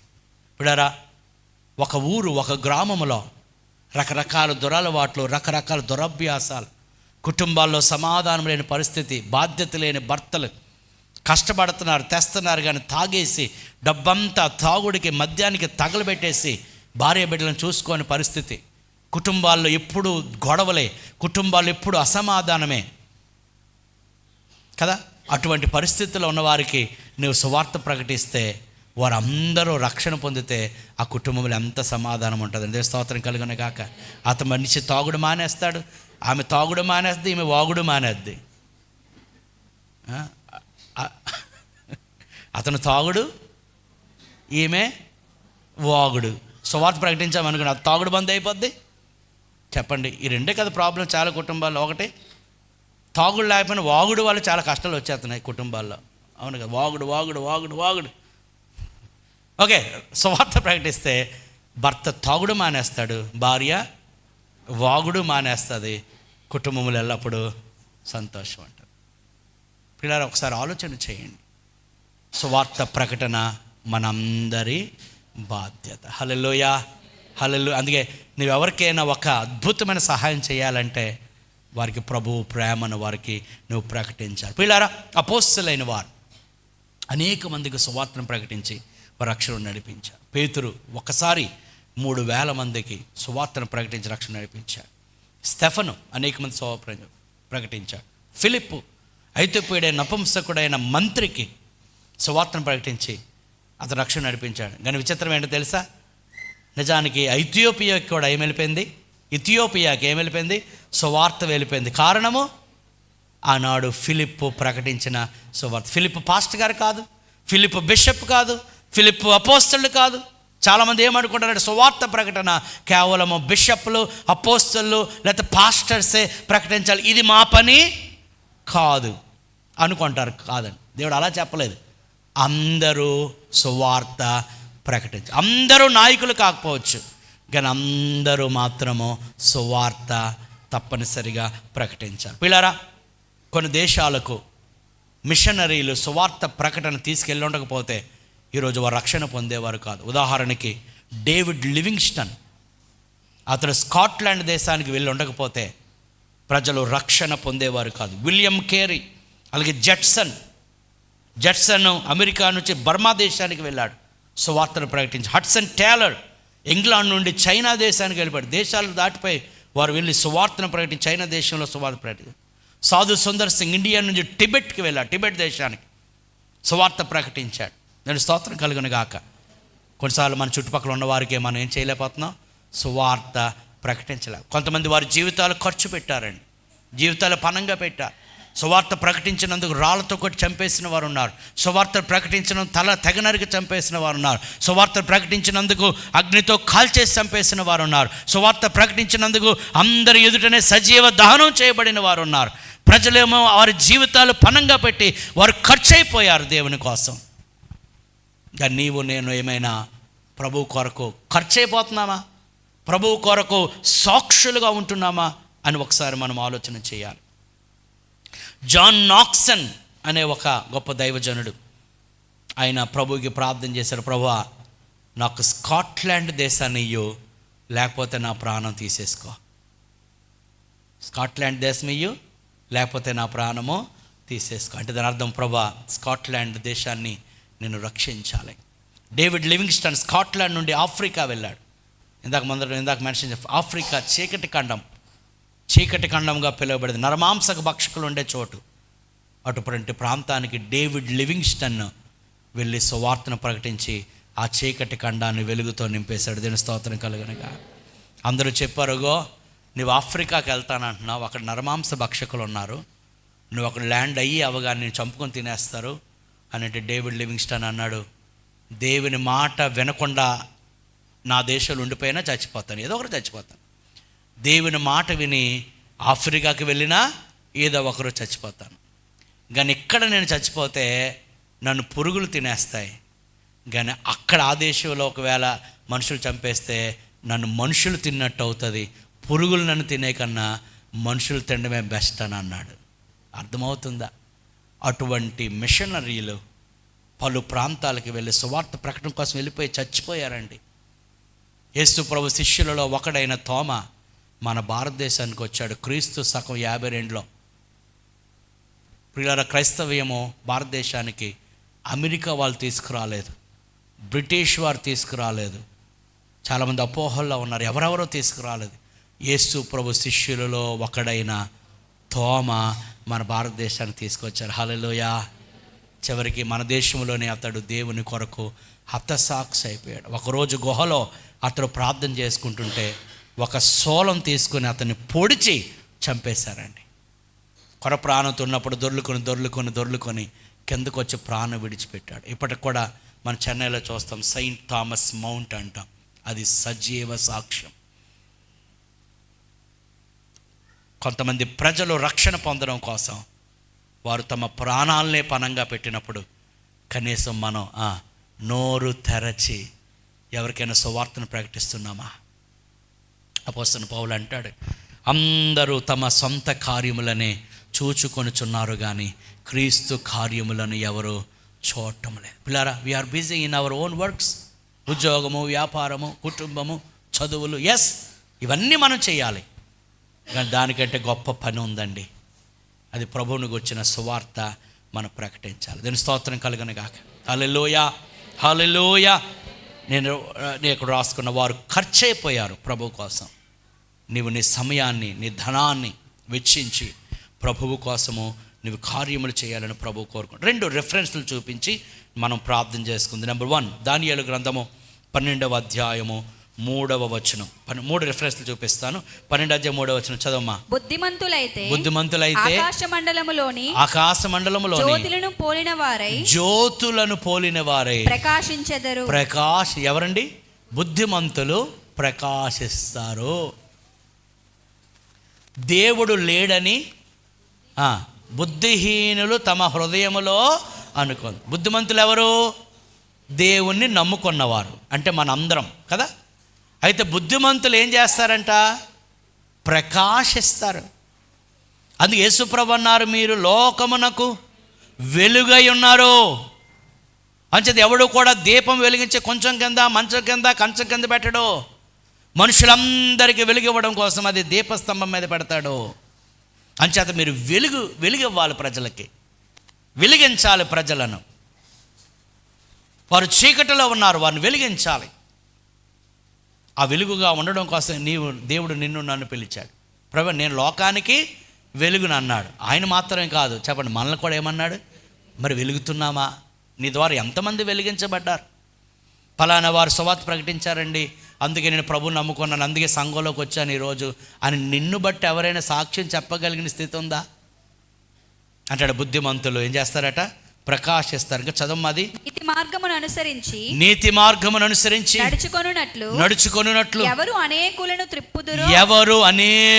త్రిప్పుదురో వారు నక్షత్రము వలె నిరంతరమును ప్రకాశిస్తారు. దేవుని స్తోత్రం కలుగును గాక. ఆనాడు ఒక స్టార్ జ్ఞానులను ప్రభు యొద్దకు నడిపించి. ఈరోజు ఎవరు స్టార్ అన్నాడు? మళ్ళీ ఆ స్టార్ ఈ స్టార్ చెప్పకండి అమ్మా. స్టార్లు ఎక్కువైపోయారు మనకి ఇప్పటికి. ఆ లెవెల్లో స్టార్ ఏంటండి బాబు? మనమే ఒక స్టార్. చెప్పండి, నేనే ఒక స్టార్ అనండి. నేనే ఒక స్టార్. మా బుజ్జి వాళ్ళ ఇంట్రెస్ట్లో పెట్టాడు, అవర్ లిటిల్ స్టార్. అబ్బా, లిటిల్ స్టార్. మనందరూ ఒక స్టార్. దేవుని స్తోత్రం కలుగునుగా. మా స్టార్ ఏం చేయాలి? మిల్క్ అనాలి, గిల్క్ అనాలి. కొన్ని స్టార్లు మిల్క్ కొన్ని స్టార్లు వెలుగుతున్నాయి, కొన్ని స్టార్లు గిల్క్ కదా. చూడండి, మన క్రిస్మస్ స్టార్ పెడితే ఒక 10 రోజులు బాగా వెలిగేద్ది అది కదా. తర్వాత అలా కొంతమంది బాగా వెలిగారు, కొంతకాలం తర్వాత ఆరిపోకూడదు. ఏమన్నాడమ్మా? నిత్యము ప్రకాశించాలి. హల్లెలూయా, హల్లెలూయా. ప్రకాశించినప్పుడు అనేక మంది దేవుని యొక్క వెలుగులోనికి వస్తారు. దేవుని స్తోత్రం కలుగునగా. హల్లెలూయా. నిరంతరము ప్రకాశిస్తారు. రెండవది సామెతల గ్రంథము 24వ అధ్యాయం 11వ వచనం. ఓకే, దానికి రిలేటెడ్గా 11:30 చదవండి అమ్మా. సామెతల గ్రంథము 11:30. నీతిమంతుడు ఎన్నడూను కదిలింపబడడు. భక్తిహీనులు దేశములో నివసింపరు. నీతిమంతుని నోరు జ్ఞానోపదేశమును పలుకును, మూర్ఖపు మాటలు పలుకు నాలుక పెరికివేయబడును. సామెతలు 11:30. జ్ఞానము గలవారు ఇతరులను రక్షించెదరు. జ్ఞానము గలవారు ఏం చేస్తారట? ఇతరులను ఒకడు ప్రమాదంలో ఉన్నాడు, ఒకడు అగ్నిలో అతడు దహించి వేయబడుతున్నాడు, లేకపోతే ఒకడు గోతులో పడిపోయాడు, లేకపోతే మార్గ మధ్యంలో వస్తే ఎవరికో ప్రమాదం జరిగి కింద గిలగిల కొట్టుకుంటున్నాడో, నీవు అది చూసి ఏమీ పట్టకుండా నీవు వెళ్ళిపోతే నేనేమనాలి? మామూలుగా ఆలోచన చేయండి. ఓకే, రోడ్డు మీద ఎవరో గిలగిల కొట్టుకొని వారు చచ్చిపోయే పరిస్థితిలో ఉన్నారు, లేదా అగ్ని ప్రమాదంలో పడిపోయారు, లేదా గోతులో పడిపోయారు. అటువంటి వారిని ఒకవేళ నీవు చూసి ఏమి పట్టనట్టు అలా వెళ్ళిపోయావు అనుకుంటే నేనేమనాలి? మనలో మన మాట మనందరం అనుకుంది. ఏమనాలి మనల్ని? ఏమంటారు చెప్పండి. ఒక మీరు అనుకోండి, ఇంకోళ్ళు ఎవరో ఎదురుగా మనిషి గిలగలు కొట్టుకుంటున్నాడు, ప్రమాదంలో ఉన్నాడు, అగ్నిలో కాలిపోతున్నాడు, గోతులో పడిపోయాడు, లేదా కిందే పడిపోయాడు. ఆ వ్యక్తిని ఇంకొక అతను చూశాడు, అతను ఏమి చేయకుండా వెళ్ళిపోయాడు. మీరు ఆ వ్యక్తిని కొంచెం ఏమంటారు చెప్పండి అమ్మ, కొంచెం గట్టిగా చెప్తే నాకు అర్థం. ఏమంటారు? మానవత్వం లేదు. ఒక పాయింట్, మానవత్వం లేదు. ఇంకేమంటారు? నువ్వు మనిషి కాదా? బాగా చెప్తున్నామా, మనిషి కాదా? నువ్వు ఇంకోలాగా నువ్వు మనిషివా? వద్దులేండి, మనిషి కాదా? ఇంకా నీకు బుద్ధి జ్ఞానం లేదా? ఇంకా అమ్మ జాలి జపం, అబ్బా జాలి జపం లేదా? దయాదాక్షిణ్యం లేదా? ఇంకా ఇవన్నీ అంటాం కదా, అవన్నీ మనకే. ఏదైతే అన్నారో అవన్నీ మనకే అంటే ప్రజలు నరకానికి వెళ్ళిపోతారని తెలిసి కూడా, వారు అగ్నిగుండంలో పడిపోతారని తెలిసి కూడా మనం దేవుని ఆరాధిస్తున్న ప్రభా నువ్వు ఎంత గొప్పడు, నేను ఎంత గొప్పడు. వాళ్ళేమో అక్కడ చచ్చిపోతున్నారు. గమనించండి పిల్లారా, ఇవన్నీ మనకే ఆ తిట్లన్నీ. అందుకే చెప్పమన్నాను, మీలో కొంత తప్పించుకున్నారు. కానీ దుర్మార్గుడు నువ్వు, నేను చెప్తాను ఇప్పుడు చెప్పాను. నువ్వు దుర్మార్గుడు, నీకు జాలి జపం లేదు, నువ్వు మనిషివేనా? అసలు బుద్ధి జ్ఞానం ఉందా? ఆ మనిషిని తీవా, కాపాడవా? అవన్నీ మనకే. ఎందుకు? ఎట్ అవర్ డోర్ స్టెప్, మన గడప దగ్గర అనేక మంది ఇంకా ప్రభువుని తెలియకుండా ఎక్కడికి పోతున్నారు? నరకానికి వెళ్ళిపోతున్నారు, నిత్యమైన అగ్నిగుండానికి వెళ్ళిపోతున్నారు. అటువంటి వారికి సువార్తను ప్రకటించాల్సిన బాధ్యత ఎవరి మీద ఉన్నది? మనందరి మీద ఉన్నది. దేవుని స్తోత్రం కలుగును గాక. హల్లెలూయా. చూడండి, ఎవరికైనా మీ ఇంట్లో పిల్లలకి వారికి ఏదైనా చెయ్యి ఖాయమైతే, కాలిపోతే ఎంత తపన పడిపోతాం, ఎంత బాధపడిపోతామో, ఎంత బాధపడతాం. ఆ మధ్యలో నా కారుకి ఎంత ఒక చిన్న కుక్క వచ్చిందండి, చిన్న కుక్క వచ్చింది. ఆ కుక్క యజమానురాలు గోలగోలు ఇచ్చింది, అమ్మో కుక్క చచ్చిపోయిందండి. నేను మనిషి చచ్చిపోయినా నాకు భయం వేసింది. ఓ నాయన, ఇప్పటి వరకు ఇటువంటి నాకు అసలు టెన్షన్ వచ్చి చెమటలు పట్టింది అనమాట ఆవిడ కేకలకి.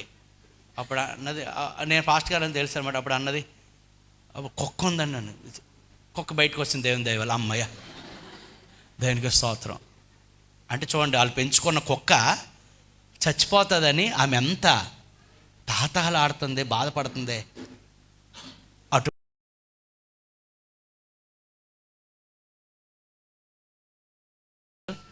ప్రభువుని నమ్మలేదు గనుక, ఆయన ద్వారా పాప క్షమాపణ పొందలేదు గనుక, పాపం చేసిన వారందరూ అగ్నిగుండానికి వెళ్ళిపోతారు గనుక వారి గురించిన బాధ లేదా?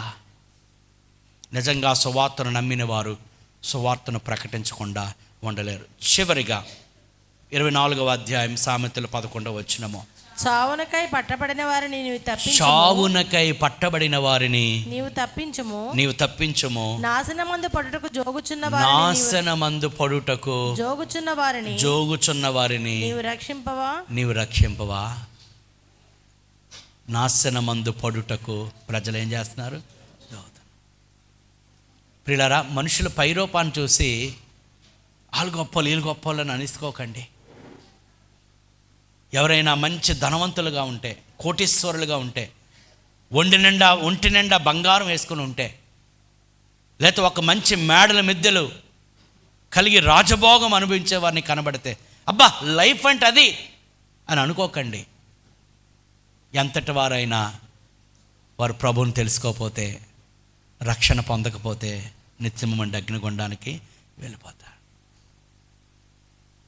కొన్నిసార్లు మన పై రూపాన్ని చూసి వాళ్ళు గొప్పలు అనుకుంటున్నాం. కాదండి, అక్కడ అన్నాడు కదా, గనులను, సామాన్యులను, పాపులను, ఘోష చేయవారును అందరూ ఎక్కడికి వెళ్ళిపోతారట? పాతాళం. ఈ లోకంలో ఎంత గనులైనా, వాడికి ఎంత ధనం ఉందండి, ఎంత ధనం ఉన్నది, కానీ ఆ ధనవంతుడు బతికి ఉండగా యేసుని రక్షకునిగా ప్రభువుగా అంగీకరించలేదు, చచ్చిపోయాడు, నిత్యమండే అగ్నిగుండానికి వెళ్ళిపోయాడు. కానీ లాజరు అనే దరిద్రుడు, డబ్బు లేదు, ఆరోగ్యం లేదు, ఒంటి నిండా కురుపులు, ఆ కురుపులు కుక్కలు వచ్చి నాకేవి, ఆ ధనవంతుని బల్ల మీద పడే రొట్టె తొనకలు తీసుకొని తిని ఆకలి తీర్చుకునే దీన పరిస్థితి. కానీ అతడు చచ్చిపోయాడు, కానీ పరలోకానికి వెళ్ళాడు. దీని స్తోత్రం కలుగునుగా. ఎందుకనంటే అతడు యేసు ప్రభుని రక్షకునిగా, ప్రభువుగా అంగీకరించాడు. హల్లెలూయా.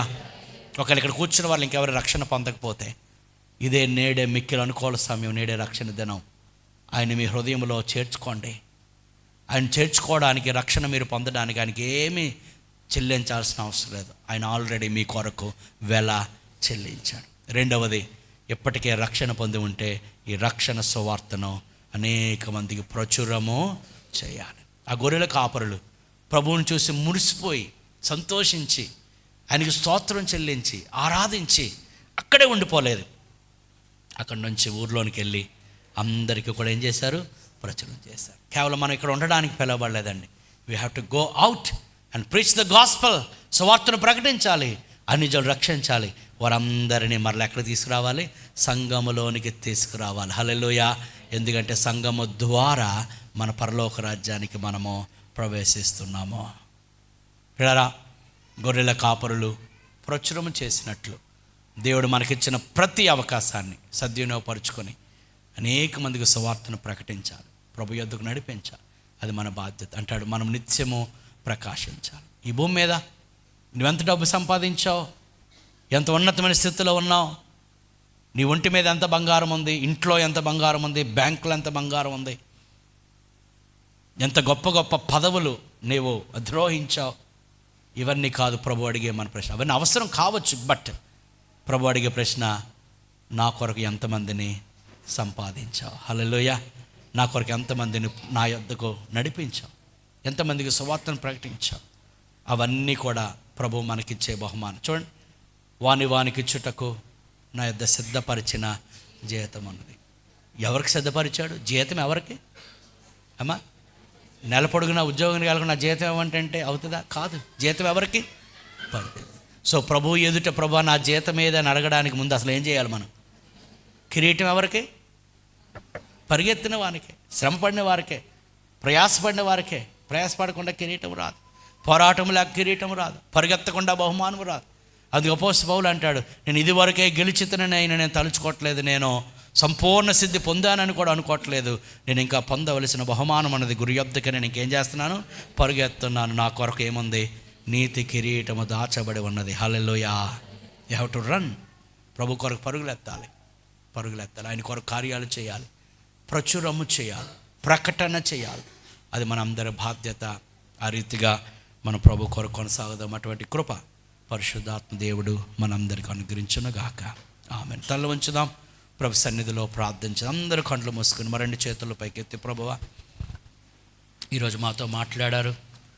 చాలాసార్లు నీ గొప్పతనాన్ని, నీ యొక్క శక్తిని, నీ యొక్క ప్రేమను రుచి చూచి కేవలము మందిరములో ఆరాధించుకునేవారుగా మాత్రమే మిగిలిపోతా ఉన్నామేమో. కానీ నీ శక్తిని, నీ ప్రేమని, గొప్పతనాన్ని మీ మిత్రులకు ప్రకటించే సాధనాలుగా మీరు మమ్మల్ని వాడుకోండి అయ్యా. మేము ప్రకాశించాలి తండ్రి. మేము ఆరిపోకూడదు, ఆగిపోకూడదు. మేము షైన్ అవ్వాలి. నీ కొరకు సాక్షులుగా మేము ఉండాలి ప్రభువా. మీరైతే మమ్మల్ని సాక్షులని పిలుస్తున్నారు, కానీ ఆ పేరుకు తగినట్లుగా మేము సాక్ష్యం ఇచ్చి నీ యొద్దకు నడిపించలేకపోతున్నామేమో. ఈరోజు మాతో మాట్లాడా. ఒక్కసారే విన్నారండి ఆ గొర్రెల కాపరులు. వెంటనే ప్రభు గురించి ప్రకటన చేయడం ప్రారంభించారు. కానీ నువ్వు ప్రభు గురించి ఎన్నిసార్లు విన్నావో, ఎంత రుచి చూసావో ఆయన గొప్పతనం, ఆయన ప్రేమ, ఆయన శక్తి. పిల్లరా, ఈరోజు మనం ఎలా ఉన్నామంటే ఆయన కారణం కాదా? ఆయన కృప కారణం కాదా? అదొక అద్భుతమైన పాట ఒక భక్తుడు రాసి, మనం తింటున్న ఆ మెతుకు, దేవుడు మనకిచ్చిన బతుకు, దేవుడిచ్చింది. ఈరోజు నీవు 3 పూట్ల ఆహారం తింటున్నావంటే దేవుడిచ్చిందేనండి. ఒక ఉద్యోగం చేసుకుంటున్నావంటే దేవుడిచ్చిందే. ఊపిరి ఇంకా పీల్చగలుగుతున్నావంటే అది దేవుడిచ్చినదే. నువ్వు బయటికి వెళ్ళి మరలా ఇంటికి క్షేమంగా వెళ్తున్నావంటే అది దేవుని కృపే. Today whoever you are, whatever you have, it's all because of God's grace and his grace alone. మనందరం 2 చేతులు పైకి ఎద్దామండి. ప్రభువా, నీ కృప వల్ల ఎలా ఉన్నామయ్యా, నీ కృప లేకుండా బ్రతకలేం. ఓ నాయన, ఈరోజు మేము తింటున్న ఆహారం, మేము వేసుకుంటున్న బట్టలు, మేము ఉంటున్న గృహం, మేము ధరించే ఇదేదైనా కానీ, oh it's all because of your grace. అన్నిటికీ మించి మమ్మల్ని రక్షించుకున్నావు, మా పాపములు క్షమించావు, నరకం నుండి తప్పించావు, మోక్షానికి చేర్చే మార్గములో మమ్మల్ని ఉంచావు. నీవు మాకు దొరికినందుకు మేము ధన్యులం ప్రభువా, మేము ధన్యులం ధన్యులం ధన్యులం అయ్యా. నేను స్తుతిస్తున్నాం, నేను మహిమపరుస్తున్నాం, నేను ఆరాధిస్తున్నామయ్యా. అందరు 2 చేతుల పైకెత్తి, ప్రభు నువ్వు ఇచ్చిన ఆహారముకై, నువ్వు ఇచ్చిన ఆరోగ్యముకై, నువ్వు ఇచ్చిన ఆధిక్యతలకై, నువ్వు ఇచ్చిన ఆనందముకై, ఓ నీకు వందనాలు వందనాలు వందనాలు వందనాలు. హల్లెలూయా. అందరు దేవుని స్తుతించండి, అందరు 2 చేతులపై దేవుని స్తుతించండి, దేవుని మహిమపరచండి, దేవుని గణపరచండి. ప్రభువా, నువ్వెంత గొప్ప దేవుడు నాయన, ఎంత మంచి దేవుడు ప్రభువా. మా పాపములు క్షమించినందుకు వందనాలు నాయన, మాకు పాప క్షమాపణ ఇచ్చినందుకు వందనాలు, మా కొరకు కలువరి సిలువలో మీరు కార్చిన రక్తము బట్టి వందనాలు. మా కొరకు నాయన ప్రభువా, నాయన మ్రేకులు కొట్టబడ్డాయి, ప్రక్కలో పడవబడ్డావు నాయన, దూషింపబడ్డావు, ద్వేషింపబడ్డావు ప్రభువా. నీకు వందనాలు వందనాలు వందనాలు వందనాలు వందనాలయ్యా. ఓ నీకు స్తోత్రాలు స్తోత్రాలు స్తోత్రాలు. నీ సువార్తను ప్రకటించుటకు మాకు నాయన ప్రభువా మరొకసారి పురుకొలిపావు, మమ్మల్ని దర్శించావు. నీకు వందనాలు వందనాలు వందనాలు వందనాలయ్యా. Oh you want to bless your holy name lord.